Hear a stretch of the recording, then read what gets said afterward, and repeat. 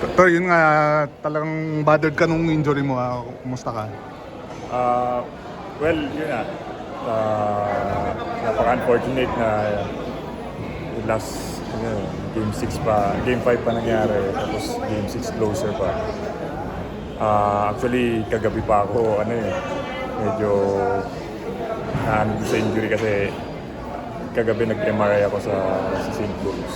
Then, after na MRI, medyo malabo yung naging yung sa MRI, yung film. So hindi nakita yung injury. Then kaninang 1:30 ata, nasa Mandaluyong naman ako para magpa-second MRI para makita talaga kung ano yung...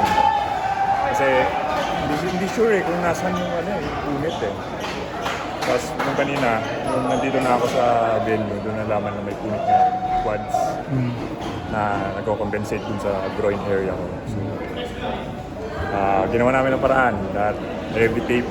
Hanggang ngayon, hindi ko pa tinatanggal. So, para magkaroon lang ng at least ma-assist lang makapaglakad ako maayos. Pero, kaya ka naman sana. Maglaro pa. Pero, siyempre, ayoko naman maging liability sa laro. So, kitang-kita naman sa laro kanina na medyo nag-aalangan ako sa mga apak ko, sa talon ko. So, siguro in-game decision din kanina, in-game din talaga Pero nga, ginawa ka pang starter ni coach, di ba? Nagulat nga din ako nung nakasulat sa board namin kanina. Kasi, sabi kasi ni PTRC, talagang in-game decision. So, gagawin muna namin lahat. Like, diniload muna yung quads ko, yung groin ko, tinate, puro painkillers. Pero masakit pa rin. So, pero kaya. Medyo hindi lang ganun ka 100%. Hindi mga nasa 70-80% na talaga. Anong gagawin after? Well, yung mga ganitong injury talagang pahinga lang talaga needs rest bago mo talaga palakasin ulit.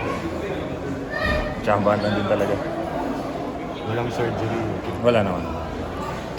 Para mga tingin mo mga gano'n katagal makapahinga? Wala lang to. 2 to 3 weeks siguro.